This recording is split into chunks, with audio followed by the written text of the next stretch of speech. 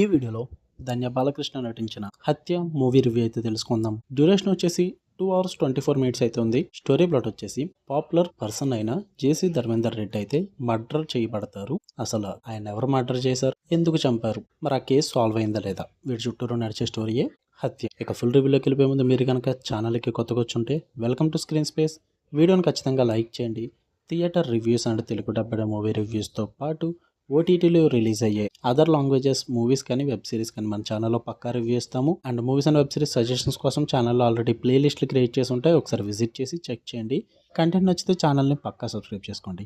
ఇక ఈ హత్య మూవీ విషయానికి వచ్చేస్తే పర్లేదు భయ్యా, డీసెంట్ వాచ్ అని చెప్తాను నేను. పాజిటివ్స్ వచ్చేసి తీసుకున్న కాన్సెప్ట్ నాకు బాగా నచ్చింది. ఎందుకంటే కొంచెం రియాలిటీని అయితే బేస్ చేసి తీసుకున్నారు భయ్యా.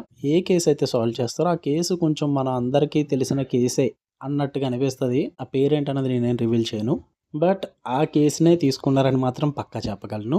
సో ఆ రియాలిటీకి తగ్గట్టుగా కాన్సెప్ట్ అయితే బాగా అనిపించింది నాకు. అండ్ అక్కడక్కడ ఫ్యూ సీన్స్, అది పోలీస్ ఇన్వెస్టిగేషన్ సీన్స్ అయితే ఉంటాయి, అవి చాలా న్యాచురల్గా ఉంటాయి భయ్యా. అంటే రియాలిటీకి దగ్గరలో ఉంటాయి అనమాట. మనం సిరీస్లో మూవీస్లో చూసేట్టుగా ఓవర్ ది టాప్ సీన్స్ చూపెడతారు కదా, అలా కాకుండా ఒరిజినల్గా ఎలా ఉంటుంది ఆ పోలీస్ ఇన్వెస్టిగేషన్, ఇదంతా కూడా సస్పెక్ట్స్ని ఎలా క్రియేట్ చేస్తారు, అసలు ఎలా చూపిస్తారు, ఇదంతా కూడా చాలా న్యాచురల్గా చూపించారు. అదంతా బాగా నచ్చింది నాకు. అండ్ పర్ఫార్మెన్సెస్ చాలా బాగున్నాయి భయ్య. కొద్ది గొప్ప నాకు మూవీ మీద ఇంట్రెస్ట్ తీసుకొచ్చిందంటే ఆ పర్ఫార్మెన్సెస్ అని చెప్తాను నేను. బాగా నటించారు, కనెక్ట్ అయ్యేలా చేశారు మూవీకి. అండ్ ఫస్ట్ హాఫ్ నాకు బాగా నచ్చింది. ఇంకా నెగిటివ్స్ విషయానికి వచ్చేస్తే సెకండ్ హాఫ్ భయ్య ప్యూర్లీ లెట్ డౌన్ అని చెప్పాలి. మంచి ఇంట్రెస్టింగ్గా వెళ్తున్న మూవీని అయితే సెకండ్ హాఫ్ దెబ్బేసిందని చెప్తా. ఎందుకంటే సెకండ్ హాఫ్లో డ్రామా ఎక్కువైపోద్ది.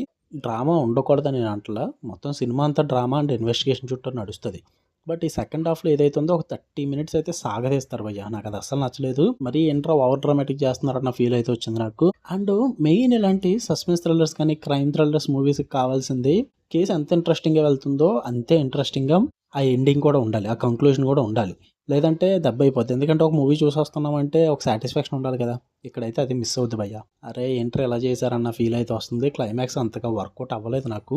ఇంకొంచెం మంచిగా డిజైన్ చేసుకుని ఇంకా బాగా రాసుకుని ఉంటే బాగుంది అనిపించింది. అపార్ట్ ఫ్రమ్ దట్ ఓవరాల్గా మూవీ అయితే మాత్రం డీసెంట్ వాచ్ అని చెప్తా. నేనైతే చాలా thrillers, crime thrillers, suspense thrillers చాలా చూస్తాను బ్రో, రివ్యూస్ పెట్టాలి కాబట్టి. సో అందువల్ల చాలా వరకు కూడా కొన్ని ఎలాంటివి చూసినప్పుడు ప్రెడిక్టబుల్ అయిపోతే చాలా దిక్కులు చూసాంలే అన్న ఫీల్ వచ్చేస్తుంది నాకు. అందుకే నాకు డీసెంట్ వాచ్ అనిపించింది. ఒకవేళ మీరు పెద్దగా థ్రిల్లర్స్, క్రైమ్ థ్రిల్లర్స్ చూడని వాళ్ళు అయితే కనుక మీకు బాగా నచ్చచ్చేమో. చూద్దాం అనుకుంటే గివ్ ఇట్ ఏ ట్రై. మీకు కనుక రివ్యూ నచ్చితే వీడియోని లైక్ చేయండి, ఛానల్ని ఖచ్చితంగా సబ్స్క్రైబ్ చేసుకోండి. మరిన్ని ఇంట్రెస్టింగ్ వీడియోస్ కోసం బెల్ ఐకాన్ ఆన్లో పెట్టుకోండి. డైలీ 2-3 వీడియోస్ అయితే మన ఛానల్ నుంచి పక్కా వస్తాయి. Love you all, bye.